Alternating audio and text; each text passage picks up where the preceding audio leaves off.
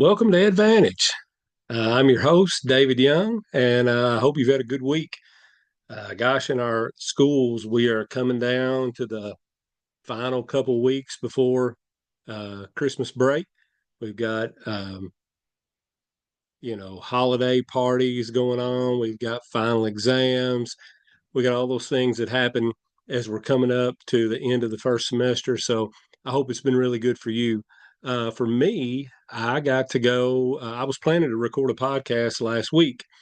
And what happened was my team and I, we really only have, and for those of you who may be listening the first time, I'm the CEO at the Central Kentucky Educational Cooperative in Lexington, Kentucky, which is an educational service agency, if you're listening from another state, a regional cooperative. And my team and I only have one conference a year that we go to as a collective group. It's the AESA conference, which is the American Educational Service Agency Association. Anyway, we went there last week. We went to Orlando, and so it was nice. It was good that we got to spend a little bit of time together as a team. We learned some things from some other educational service agencies. We actually got to present a couple times. The first time our co-op has ever presented at that national conference. So anyway, it was a really good week. I did not get to record a podcast, so I'm excited to be back here today recording. Um, the last time I did a podcast, week before last, I mentioned that I had written and published and released a book.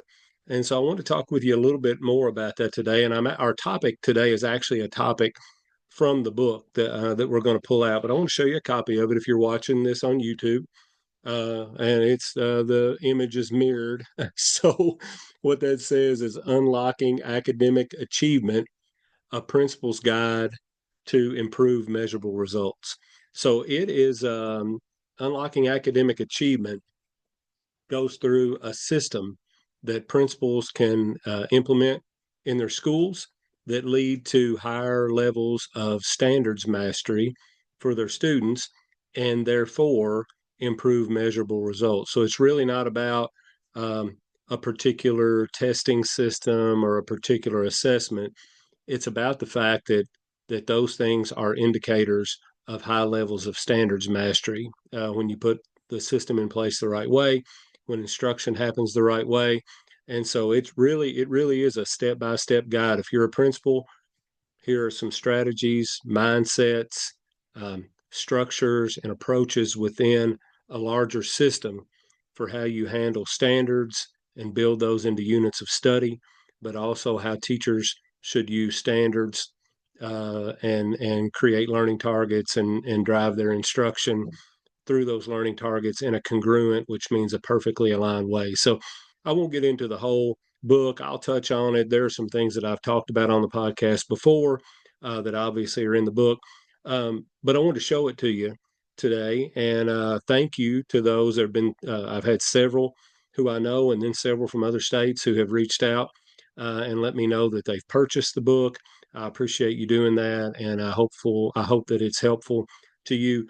I will say I used to be a district leader, and a lot of that system was developed. It started when I was a principal, but a lot of it was developed when I was a chief academic officer and assistant superintendent, along with my team.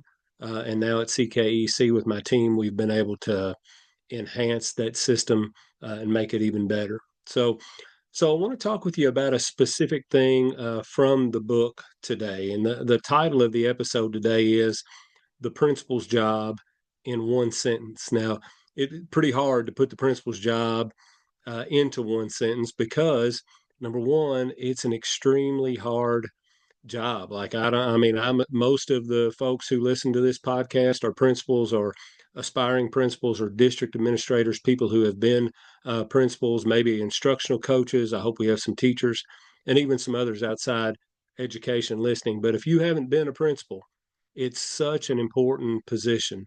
In my opinion, it's probably the most important position in a school district, and it's a really difficult job. It takes a varied skill set in order for you to be really effective in that job. And that's because as the principal, you're really the lid of the building. Now, you can have some talented teachers, and that's what we're going to talk about today. And there are ways that you can empower them.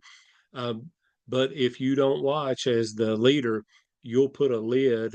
Well, you do put the lid on how good the school can be academically, behaviorally, and otherwise. And so, wherever that lid is, you want it to be a very high lid. You want to set a very high bar. But what I was going to say is the principal's job is complex because there are so many roles that you have to play, so many hats that you have to wear. Um, you're the chief safety officer for the building. Now, that doesn't mean you might not have really good support from central office. You may have a school resource officer, and those things are fantastic assets for you to have. But still, at the end of the day, you're the person who is charged with making sure that your school building is a safe place to learn, and that could be safe from like violence and some of the terrible things that unfortunately we see happen in schools, but also that it's a safe place for students to learn. That's not full of opportunities to bully, and that it's a safe space to feel like as a student that I can raise my hand and ask a question. So you're the chief school safety officer. You also sometimes serve as a counselor. You also sometimes serve as a coach. You're a behavior manager.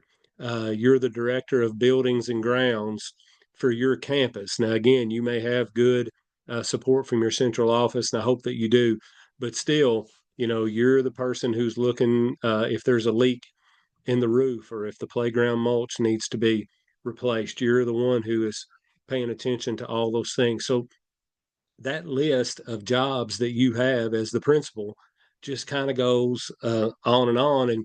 And then think about the one I haven't mentioned. And if you listen to Advantage, you know that I believe in my the depths of my heart that the number one role you play is as the principal. You have to be the chief instructional leader of the building. You now that you can have fantastic teachers, instructional coaches.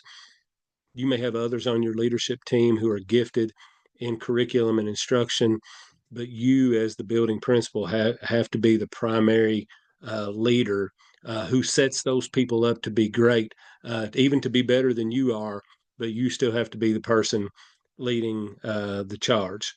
But I want to make an important distinction as I say all that, because that sounds like a lot. That sounds like a daunting task that would make anybody not want to ever become a principal.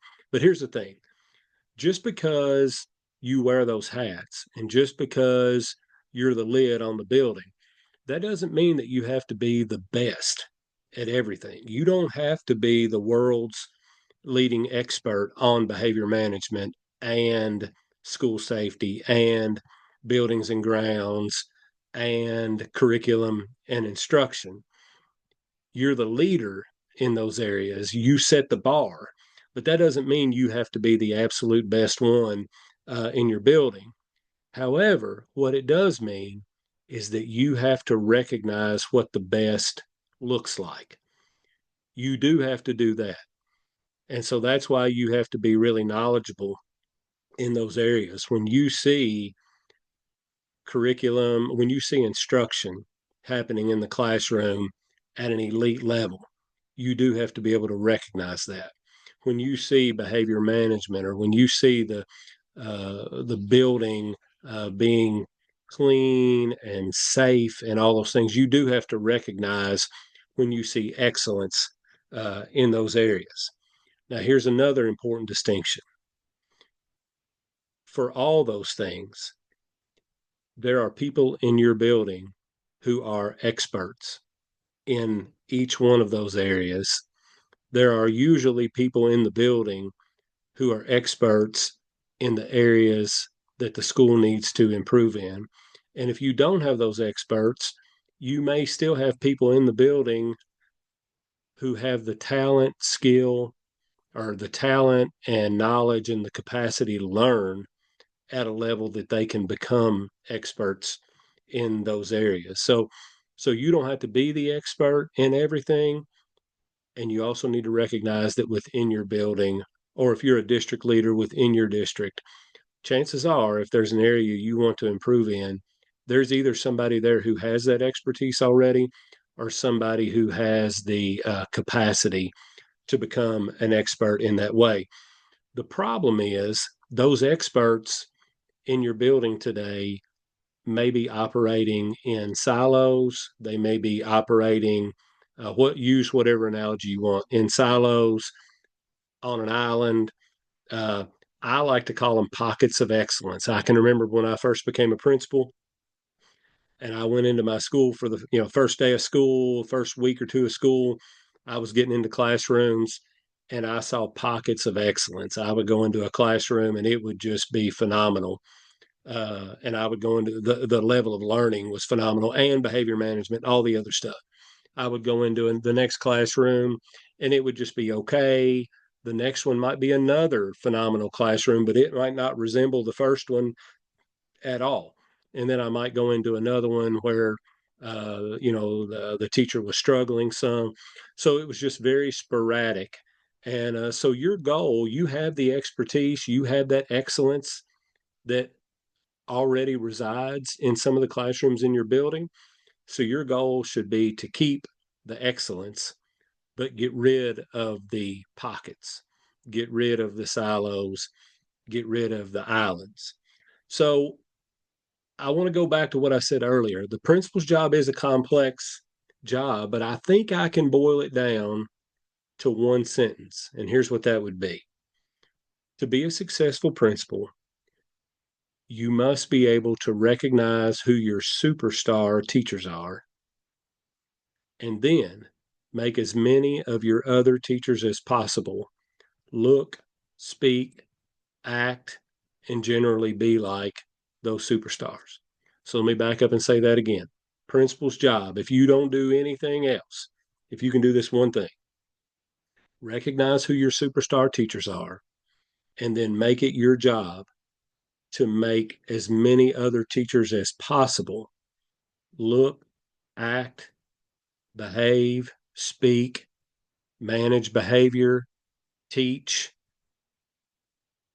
make the room a safe space, like all the things that your superstars do. If you could somehow get that to scale across your building in as many classrooms as possible, if you did nothing but that, you would be a success. And that, again, can apply to academics, behavior, classroom management, safety, relationships. That can apply in all those areas. So let's talk about the term superstars, because sometimes that's a little off-putting, and sometimes people use other terms. They'll say they'll call them rock star teachers, or they'll talk about exemplary teachers or teachers of excellence. But when I say superstars, I'm going to guess you have a pretty general idea who I'm talking about. But let's try to drill down to some of the characteristics. I actually believe that when you're thinking about, when I said superstars, I bet you started thinking about a few teachers. So I actually believe that there are 6 criteria that determine whether or not a teacher is a superstar. And I'm going to draw a distinction a minute ago. There's a difference between a superstar and a really good teacher. There are really good teachers that don't meet all 6 of these criteria, but superstars have to meet all the criteria. So let me give them to you. Hopefully you got something where you can write this down. So 6 characteristics. Number 1, superstar teachers are the most talented teachers in your building. And I'm talking about just raw God-given gifts and talents. So when you think about a particular teacher, if you think they're a superstar, or when you think talent, just raw talent, is that teacher one that you would think of? If so, then he or she meets the first criteria. Number 2, superstar teachers are the teachers who experience the strongest academic results with their students, not just one year, but year after year after year. So they're those teachers where it doesn't really matter what set of standards it is or what maybe even what subject it is. It certainly doesn't matter what group of kids comes through, no matter what. It doesn't matter what assessment that teacher's giving. The kids in that classroom master standards and perform at high levels just year after year after year. You don't see the big peaks and valleys where it's like, well, this year we had a really strong group of students in Miss Jones's class. Next year or last year they weren't as strong, and so they really didn't do very well. You don't see that in a superstar teacher's classroom. It's much more consistent and high performing. Characteristic three, superstar teachers have high expectations for themselves and they have high expectations for their students. So they just have this way that everybody, including themselves, they're the teachers that if you're in a faculty meeting and you say, "Hey, we're having some problems with, we need to do a better job supervising our students when they're in the hallway," and like 2 or 3 days later, you see that teacher, a superstar teacher, and she's walking around with her head down, and you're like, "Hey, are you okay?" And she says, "Yeah, I'm sorry, I haven't been monitoring my kids in the classroom or in the hallway." And you kind of chuckle because you weren't talking about her at all. She was the last person that you were talking about. They're the teachers, they take it to heart. They hold themselves to a really high standard, a really high level of expectation, and they hold their students to those high levels of expectation as well. And the students rise to meet that challenge. Number four, superstar teachers are often the teachers who work the hardest. They typically are not those who are, show up 10 minutes before the day starts and they leave just as soon as the bell rings. At the end of the day, they're teachers who have a strong work ethic and are just really hard workers. But even if they aren't that, they're the teachers that work the most efficiently. And what I mean by that is they're the ones where when you go into the classroom and you see what's actually happening, it's hard for you to imagine how the teacher is able to pull that off. Like, how in the world did you get all this to get? Like, you got the same 24 hours everybody does. How in the world are you doing all this? So they just get a lot. They most of the time superstar teachers have pretty good work-life balance, but in the time that they're spending on their, that's not a criteria, by the way, but many times they do have a pretty good balance, but they get so much done in the amount of time that they spend on their work.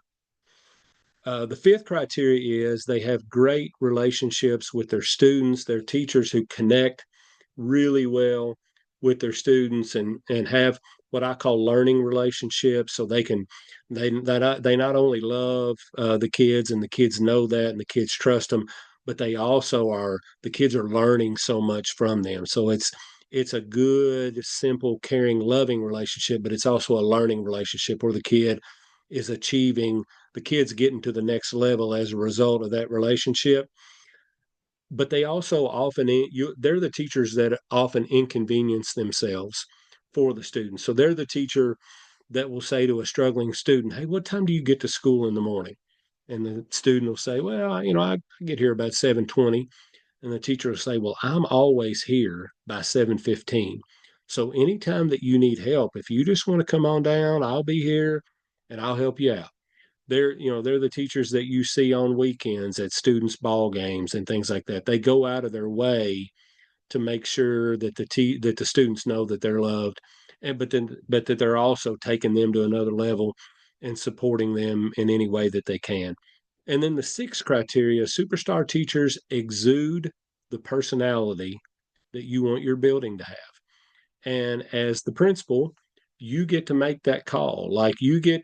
You should think about when people in the community, parents and others, when they think about my school, what kind of feeling do I want them to have? Like when they think about the face of our school, how do I want them to feel? Do I want them to feel like our school is a bubbly, fun place to learn?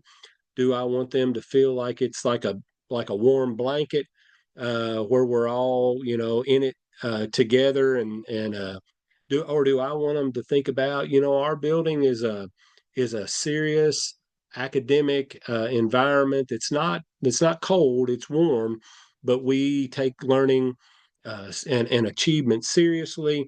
Like you get to decide what that personality is that you want your building to have, and your superstar teachers uh, are a match with that. They're folks that kind of exude that. So those are the six criteria. So I want to challenge you now. Now that you have those six criteria and you're thinking about who on your staff might be a superstar teacher, once you run them through that lens of those six criteria, my guess is you will start to realize that it's a small group. It's not 50% of your staff. It's not 25% of your staff. This superstar group, these experts that exist in your building, and I'm getting ready to talk to you about how you can utilize them to move your building forward. But it's not a big percentage. We're talking about maybe 10 or 15% of your building. I would say in a really high performing school, um, that's been high performing for a few years, it might be maybe close to 20, maybe 15 to 20%, something like that. So it's a small group. Now, that doesn't mean that your other teachers don't have value. You may have other teachers that are really, really strong teachers. You may have some teachers that are kind of in the middle, but they're solid and they come to work and they work hard every day and they care about kids. They just may not meet those six criteria. So you're going to differentiate the way that you work with these different levels of teachers. But it doesn't mean that others who don't meet all those criteria don't have great value. So let's go back to what is the principal's job in one sentence. It's to recognize who your superstar teachers are and then make it your mission to scale that behavior and those actions across all schools in your district or in your school or across all classrooms in your school. You want to get as many other teachers as you can to look and behave and speak like your superstars. So how do you do that?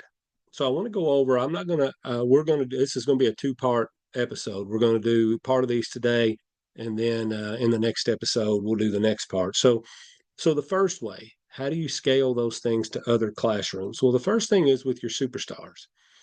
You need to talk to them. You need to get their advice.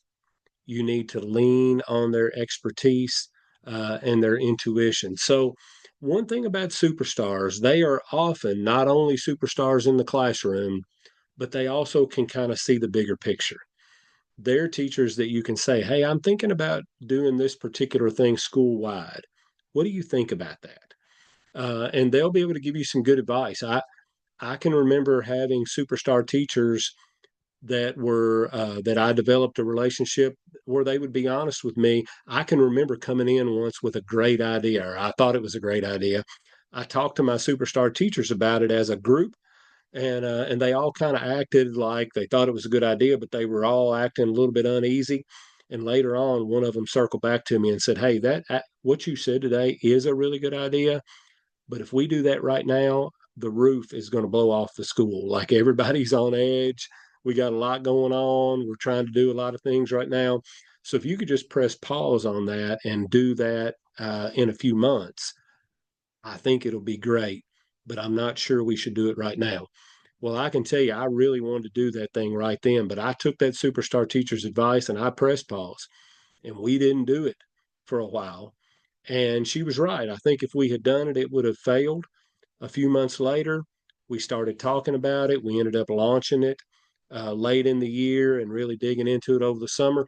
And it became a game changer for us. If I hadn't had my superstar teachers to talk with me and help guide me and advise me on that thing, I would have made a bad decision there. And we would have tried to do that. I would have tried to ram it through probably, and it wouldn't have worked. And it would have been hard for me to have ever done it again because the whole staff would have had a bad taste in their mouth about that. Now, I want to take a little detour. I want to talk about we mentioned earlier that all your teachers have value.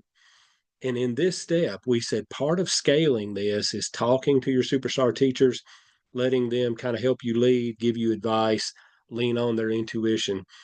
I want to make sure you know this is a small group and it does not need to look like or be like an exclusive club or like an inner circle of people that are like your confidants. You It does not need to be set up that way. You should be talking to all of your teachers. So you should be popping into your superstars classrooms and having conversations like this. But you should be popping into your really good teachers who aren't superstars. You should be popping into their classrooms. You should be popping in the classrooms of your teachers that are kind of solid and kind of in the middle. You should be popping in your struggling teachers' classrooms.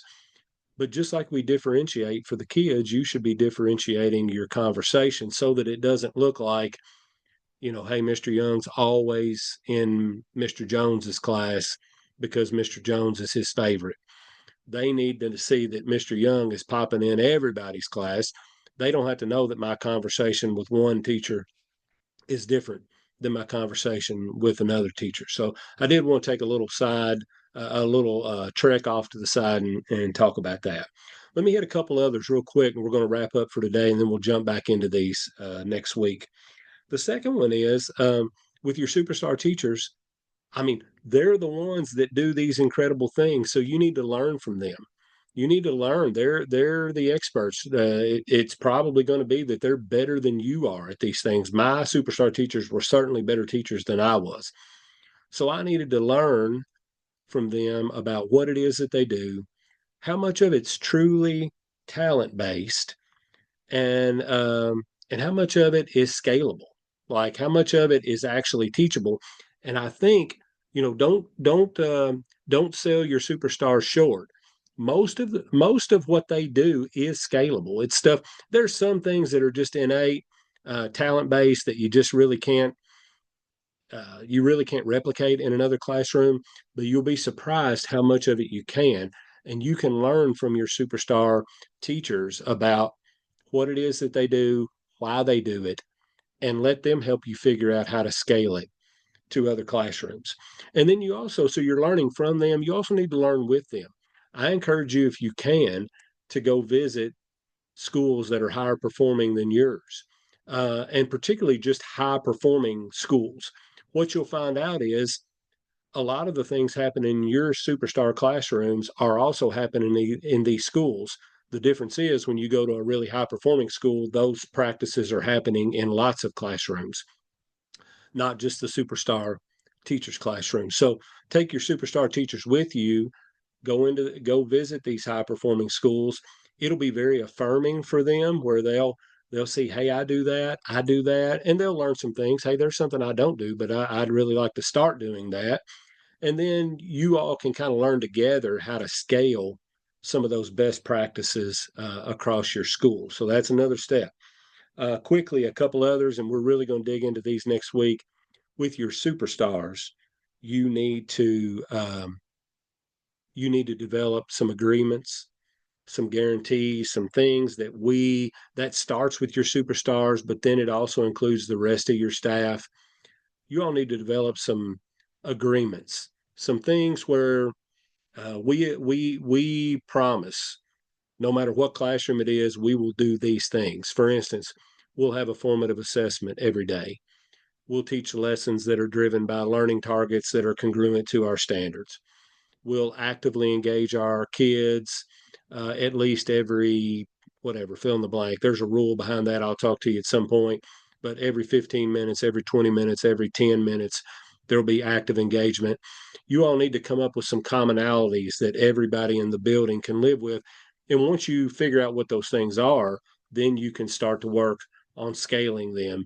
You can use professional development time or professional learning time for that. You can use PLCs to do that. You can use summer work or teacher release days during the year. Once you determine what those scalable things are, and then hopefully those scalable things make it into your agreements, then we can really focus on those.